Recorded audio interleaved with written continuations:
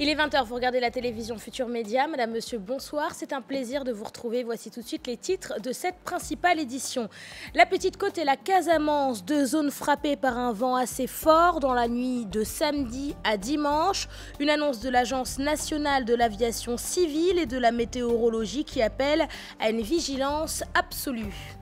Célébration de la 21e édition de la Journée africaine de la prévention des risques professionnels. Ce samedi, d'importantes mesures ont été prises avec la mise en œuvre d'une nouvelle politique nationale de sécurité et de santé au travail. Les détails en début d'édition.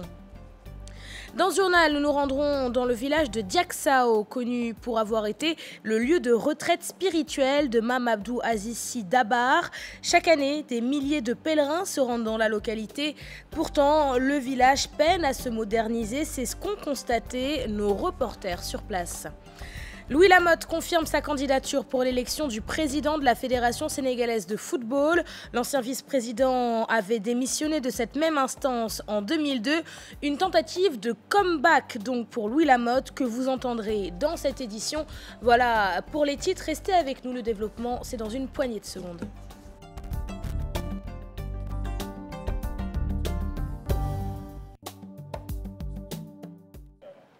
Bienvenue à tous et merci de vous informer sur la télévision Futur Média. Un vent assez fort sur la Petite Côte et sur la Casamance.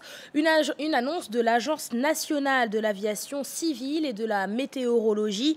Un vent qui, d'après le bulletin de l'ANACIM, soufflera ce samedi soir jusqu'à ce dimanche à 6h du matin. La vitesse du vent pourrait dépasser les 40 km/h. Selon l'agence, je cite, une vigilance absolue s'impose face à ce phénomène météorologique, une information sur laquelle nous reviendrons en cours de journal.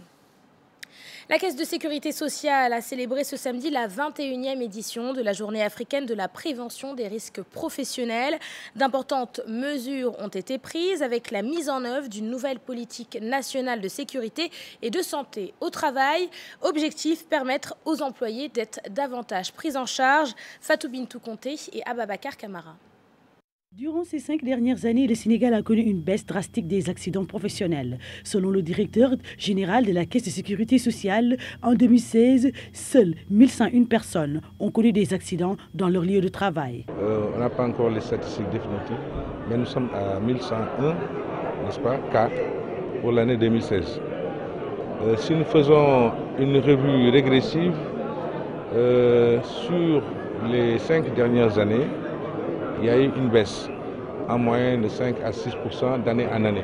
À cet effet, la prévention demeure primordiale pour le bien-être des travailleurs et au bénéfice de l'employeur.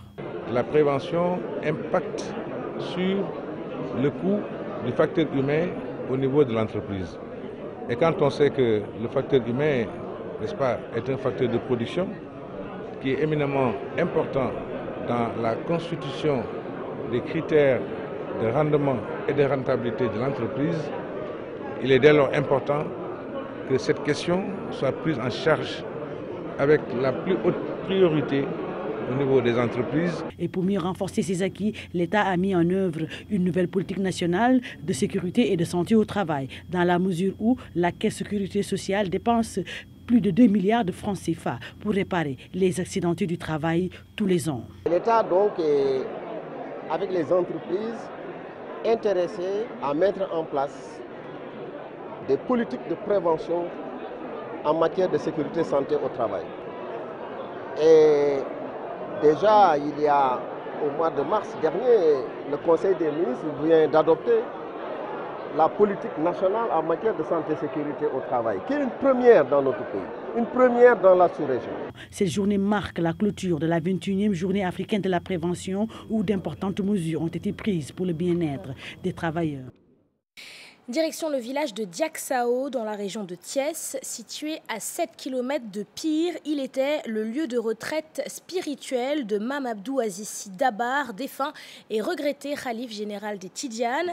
Chaque année, pour lui rendre hommage, des milliers de pèlerins se rendent à Diacksao. Pourtant, malgré sa popularité, le village manque de structures de santé et n'est doté que d'un seul forage. Reportage de nos correspondants dans la région de Thiès, Charanta Diop et Saïla Thier.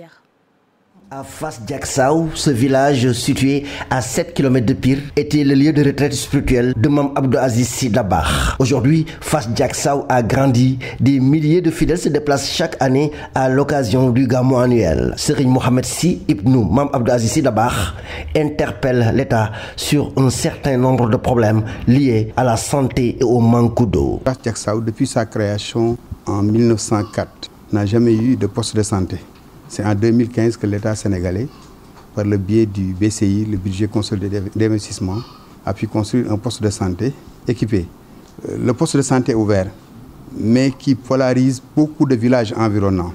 Et Serigne Sidi Ahmed l'avait réitéré, non seulement que Fass Diacksao soit doté d'une maternité moderne, mais aussi que la dotation en médicaments annuels, qui est de 700 000 francs, soit vraiment augmentée pour pouvoir les besoins des populations, parce que c'est des populations démunies.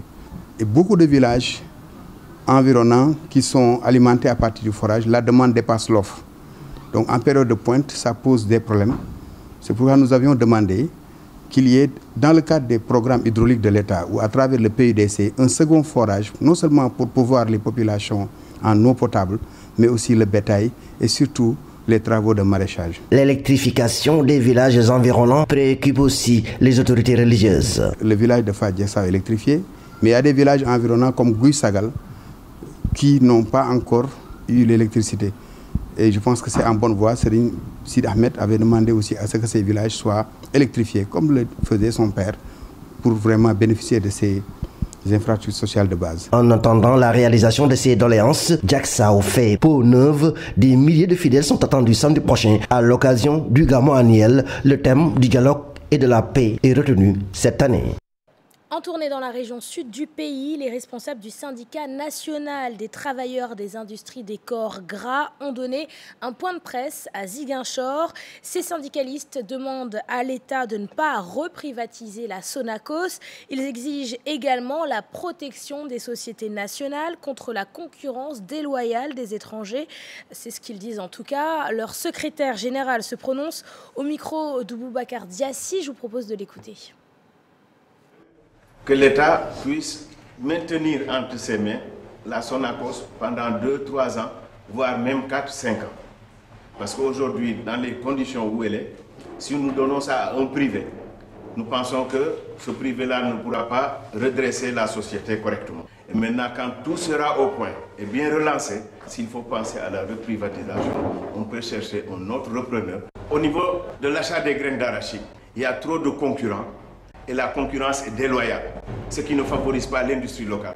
La filière arachide a un mode de fonctionnement que l'État doit contrôler. Aujourd'hui aussi, on ne doit pas exporter la graine d'arachide alors que l'industrie locale n'a même pas sa moitié. Nous pensons que c'est une aberration et c'est une faute que l'État doit corriger. On doit approvisionner suffisamment l'industrie locale avant d'exporter les graines. Donc il faut que l'État protège l'industrie locale. C'est une mission régalienne de protéger l'industrie locale. Dans aucun pays au monde, on n'exporte plus une matière première à l'état brut. Autre sujet, les conditions de vie des enfants qui deviennent préoccupantes dans les communes de Ziguinchor et d'Adéane. C'est dans la région sud du pays. Maltraitance, excision, mariage précoce et grossesse précoce. Les élus locaux ont organisé un atelier à l'issue duquel il a été retenu de prévaloir une ligne budgétaire portant protection de l'enfance dans ces communes. Reportage de nos correspondants Boubacar Diassi et Lamine Mandian. Conseillers municipaux des communes de Ziguinchor et d'Adéane, préoccupés par les conditions de vie des enfants marquées par la maltraitance, les mariages et grossesses précoces, mais surtout la non-déclaration à l'état civil. La prise en charge des enfants commence à devenir problématique. Aujourd'hui, le point qui attire, c'est l'état civil. Nous avons vu que beaucoup d'enfants n'ont pas accès à la pièce d'état civil ou bien ont des extraits qui sont faux. On ne doit pas se limiter seulement à constater. Il faut prendre des mesures fortes pour définitivement tourner la page. Travailler pour l'éradiquer définitivement. Pour réfléchir à tout cela, afin d'y mettre un terme, ces conseillers municipaux et leurs partenaires organisent un atelier à Ziguinchor. L'ambassadeur d'Espagne profite de son séjour dans la région sud du pays pour y faire un tour. L'enfance fait face à beaucoup de dangers et des menaces et des violations. La grande importance du manque de stress de naissance pour les enfants, ce qui les empêche de devenir des citoyens en plénitude de droits. Il faut entamer des réformes au niveau des services municipaux pour rendre plus facile aux parents de faire face à leurs responsabilités. Ces élus locaux retiennent l'urgence d'insérer dans les budgets de leurs municipalités respectives une rubrique destinée à la bonne gouvernance de l'enfance.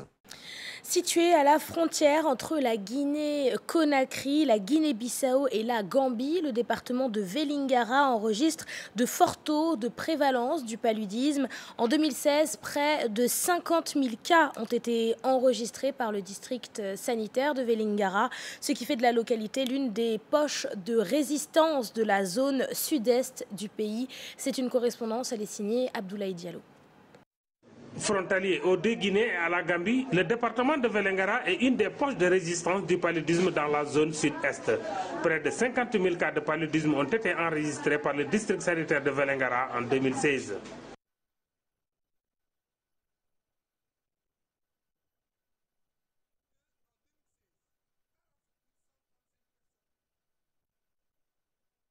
Et veuillez nous excuser pour la qualité médiocre de cet élément. Nous restons avec le paludisme, mais cette fois à Kolda, où l'inspection d'éducation et de formation a tenu à sensibiliser les élèves sur la maladie.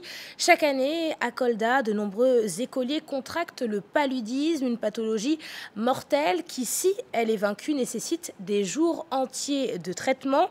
Les jeunes malades sont ainsi obligés de rester alités et c'est toute leur année scolaire qui en est impactée. Écoutons l'inspecteur de l'éducation et de la formation de Kolda. Ses propos sont recueillis par Abdoulaye Diallo.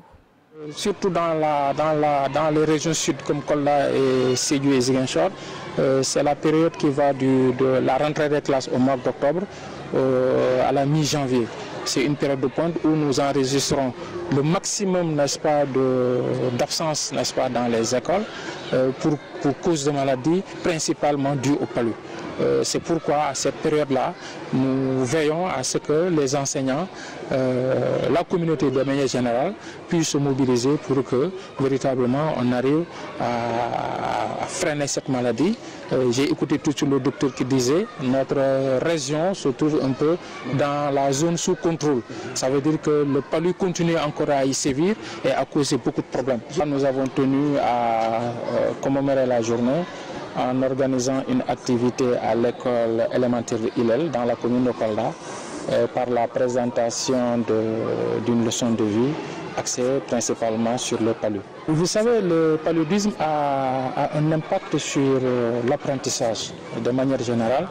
Le paludisme donc affecte, n'est-ce pas, les facultés cognitives, mais également l'apprentissage de manière générale et a un impact sur les résultats scolaires. C'est pourquoi l'école doit se mobiliser, les enseignants doivent se mobiliser au-delà des leçons classiques, en faire de la prise en charge du paludisme une activité permanente.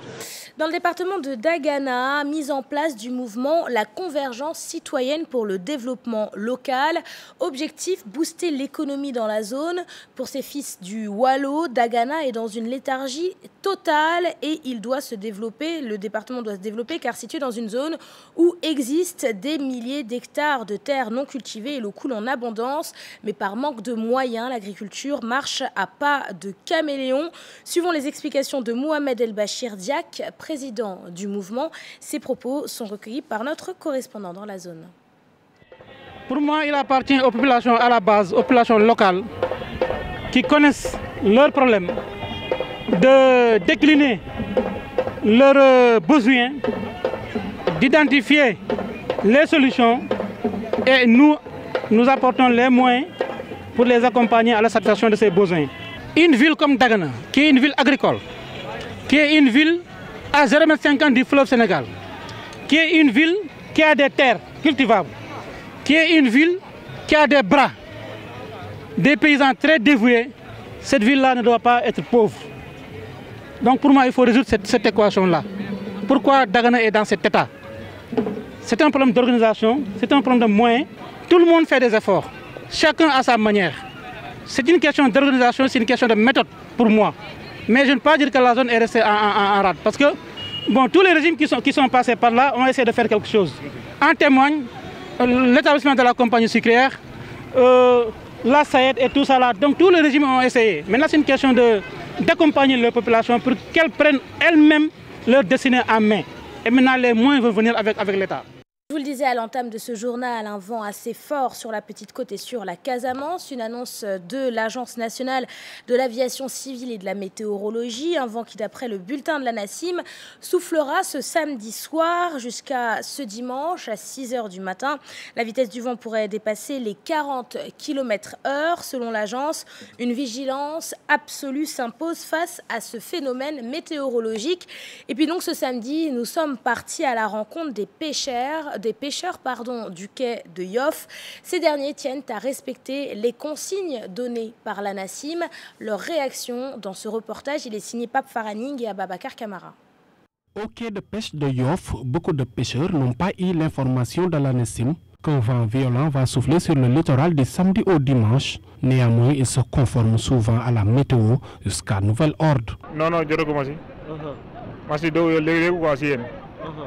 Pour l'instant, je n'ai pas encore l'information, mais si c'est vérifié, je ne vais pas en mer et attendre une meilleure météo. Tout simplement laisser les pirogues au quai et attendre simplement. Nous respectons donc les recommandations à la lettre de la météo. L'information se transmet entre pêcheurs ou même par un système plus pratique avec des drapeaux de différentes couleurs. Parce que y a un drapeau rouge, jaune. Parce que souvent nous avons des drapeaux. Si le drapeau est rouge, tout le monde reste à quai. Si ce risque-là. Parce que nous avons un téléphone sur le L'information se transmet par téléphone. Comme moi, j'ai plus de 100 pêcheurs ici. Et tout à l'heure, je vais tous les informer.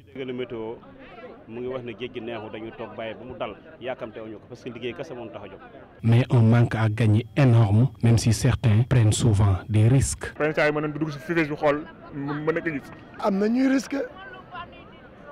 Certains prennent des risques, c'est pour cela qu'on attend souvent des catastrophes.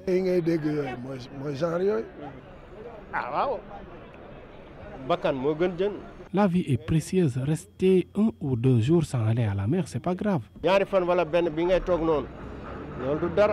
Ce week-end, des vents violents, défavorables et pas propices à la pêche sont annoncés. Prudence donc pour les pêcheurs qui vont en mer pour éviter des dégâts. Ce samedi, la Maison de la Presse a abrité une conférence sur l'ingénierie de l'entreprise durable en Afrique. D'après le promoteur de l'université privée africaine moderne, la promotion de l'entreprise est un impératif pour tout pays qui cherche à se développer.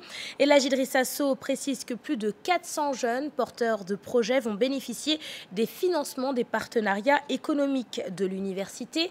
Écoutons-le, ses propos sont recueillis par Chertidiane Dion. Ce sont les entreprises qui sont les créateurs ou créatrices de richesses. Donc à partir de là, promouvoir ou bien sensibiliser les jeunes sur l'entrepreneuriat devient donc un élément important et indispensable pour tout pays. Impératif pour nos États d'accompagner et d'encourager des initiatives sur l'ingénierie de l'entrepreneuriat.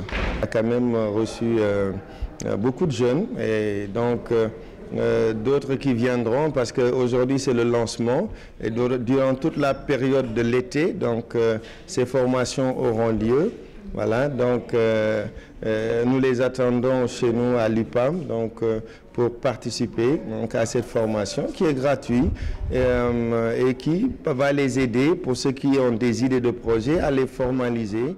Célébration ce samedi de la Journée internationale de la danse, l'occasion pour les danseurs professionnels de demander l'aide de l'État à travers l'octroi de financements destinés à financer donc leurs projets artistiques.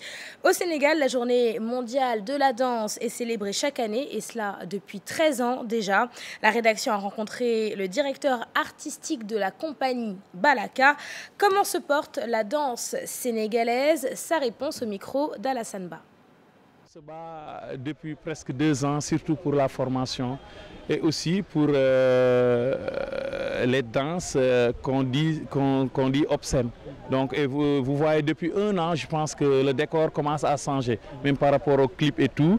Donc les gens maintenant se concentrent mieux sur la chorégraphie, sur les tenues de scène et aussi sur la formation. Donc on commence aussi à discuter avec le ministère de la Culture pour mettre des projets ensemble. Des projets, par exemple, d'appui à la danse pour le développement de la danse au Sénégal. Je pense que la direction des arts actuellement a compris à travers M. Koundoul qu'il faut l'accompagnement, mais il faut aussi que les projets viennent des acteurs en bas. L'activité nourrit son nom? C'est très difficile de le dire. À chaque fois, on est obligé de cumuler, avoir un autre boulot et ensuite être danseur. Je pense que c'est très difficile, mais on a l'espoir. Un jour avec tous les cachets et tout, vraiment on pourra voir avec le ministère et mettre des barèmes par rapport aux danseurs au spectacle et aussi par rapport à la SODAV. Là aussi vraiment c'est un cri de cœur. À présent, en direction la France pour parler du lancement du mouvement Action Solidaire. Mis en place à l'occasion des journées culturelles Mandjak, ce mouvement doit, selon ses membres, appuyer le chef de l'État et le gouvernement dans leur réalisation.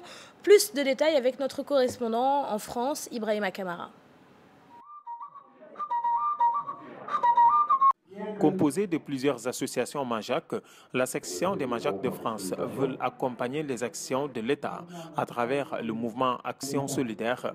C'est une association qui est très bien structurée, qui a décidé d'accompagner le mouvement Action Solidaire pour accompagner le président Macky Sall dans tous les efforts qu'il fait pour développer le Sénégal dans le cadre du plan Sénégal émergent. Ça, c'est un honneur pour moi. Je l'ai dit tout à l'heure, je le répète. Et nous allons tout faire pour que la section de Paris puisse être opérationnelle et qu'elle soit en parfaite synergie avec ce que nous faisons au pays, au profit des populations. Au cours de leur journée culturelle, ils ont aussi marqué leur adhésion au mouvement Action Solidaire. Ce sont les critères qu'en général les Mandjak aiment. Quelqu'un de honnête et de humble. Quelqu'un qui sait d'où il vient. Et c'est quelqu'un qui sait d'où il doit aller.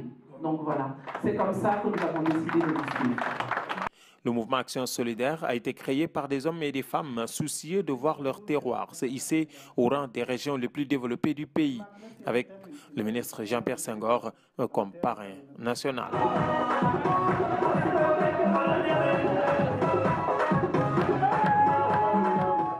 Un mot de sport à présent. Après avoir démissionné en 2012 de son poste de vice-président de la Fédération sénégalaise de football, Louis Lamotte pose sa candidature pour les prochaines élections prévues dans 4 mois. Après avoir rencontré des responsables de clubs dans le nord du pays, Louis Lamotte promet, s'il est élu, de normaliser la fédération. Écoutons-le, ses propos sont recueillis par notre correspondant à Saint-Louis, Ousseynou Diop.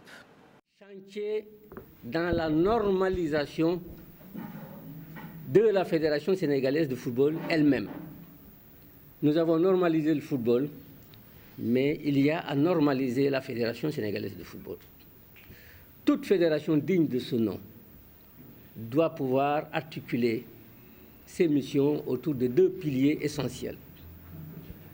Son organisation administrative, qui doit être le cerveau des réflexions, des réformes et de la mise en œuvre des réformes.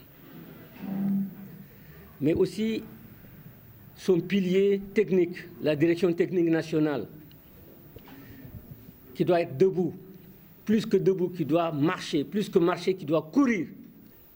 J'ai envie également de partager un rêve. Moins qu'un objectif, encore une fois, c'est celui de remporter la Coupe d'Afrique. Je pense à la prochaine Coupe d'Afrique au Cameroun. J'ai été traumatisé en 1992, quand le Cameroun nous barrait la route, ici chez nous à Dakar. Je l'ai senti comme une humiliation, même si on reste dans le cadre du sport. C'est la fin de cette édition. Merci de l'avoir suivi. Merci de votre fidélité. Je vous souhaite de passer un excellent samedi soir et vous donne rendez-vous demain à 20h pour votre journal.